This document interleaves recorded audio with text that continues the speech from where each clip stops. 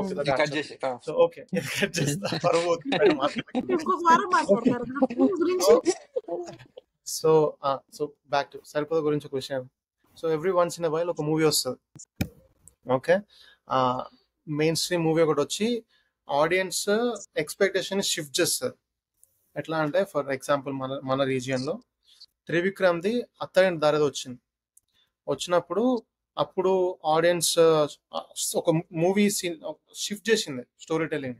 Climax అంటే action అవసరం లేదు, యూ కెన్ జస్ట్ ఒక కన్ఫ్రంటేషన్ తోటి ఒక డ్రామాతో కూడా ఎండ్ చేయవచ్చు అని చెప్పేసి దాని తర్వాత కొన్ని మూవీస్ వచ్చినాయి అట్లే లైక్ డ్రామా పెట్టి క్లైమాక్స్ లో తీయడం. వాళ్ళు ఎంతవరకు సక్సీడ్ అవుతారు అనేది సెకండరీ. దాని తర్వాత మారుతి మూవీ వచ్చింది ఒకటి, ప్రేమ కథా చిత్రం అని చెప్పేసి.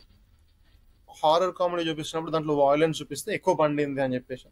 దాని తర్వాత వచ్చే mostly horror comedies or reactive and అంటే వాళ్ళు కొడుతున్నట్టు చేసిన మీద రియాక్టివ్ పైన ఆ బేస్ లోనే ఇప్పటి వరకు వస్తున్నాయి కొంచెం. దాని తర్వాత వచ్చేసి బాహుబలి వచ్చినప్పుడు పీరియాడిక్ డ్రామాస్ పైన మూవీస్ తీయడం, కొంచెం భారీ బడ్జెట్లు తీయడం స్టార్ట్ అయింది. Then comes the guy Prashanth Neel. Okay Rajamouli వచ్చిన సిగ్నేచర్ నోకిండు, వీళ్ళందరూ నోకిరు, కానీ ప్రశాంత్ నీల్ వచ్చి కేజీఎఫ్ తీసినాక ఒక సెట్ ఆఫ్ లైక్ డైరెక్టర్స్ అందరికి ఒక టోన్ అనేది చేంజ్ చేసింది అనిపించింది నాకు. ఎట్లా అంటే ఇప్పుడు వాళ్ళ టోన్ షిఫ్ట్ అయిపోయింది. ఇప్పుడు ఆత్రేయ నార్మల్ స్టోరీ ఆయన టోన్లో వెళ్తున్నాడు. సో అన్నిటికీ ఒక యాంప్లిఫికేషన్ వచ్చినట్టు. ఎట్లా అంటే కేజీఎఫ్ వచ్చింది, కేజీఎఫ్ ఎట్లా అంటే hero going against world. KGF 2 అలాగే ఉంటుంది, సలార్ అట్లే ఉంటుంది. సో ఎట్లా అంటే ఇప్పుడు bigger then a man's problem.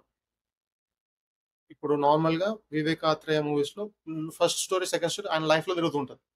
Sudden గా సరిపోదాలో ఏమవుతుంది, హీ స్టాండ్స్ ఫర్ కమ్యూనిటీ కోసం పోరాడము, అది చూడడం. సో కాన్సెప్ట్ ప్రశాంత్ ఏం తీసుకొచ్చినట్టే చూజ్ అండ్ వన్. ఓకే ఇతన్ని చూస్ చేసుకున్నారు, సో భగవంతుడు చూస్ చేసుకున్నాడు, so he stronger, super hero effect choose and one.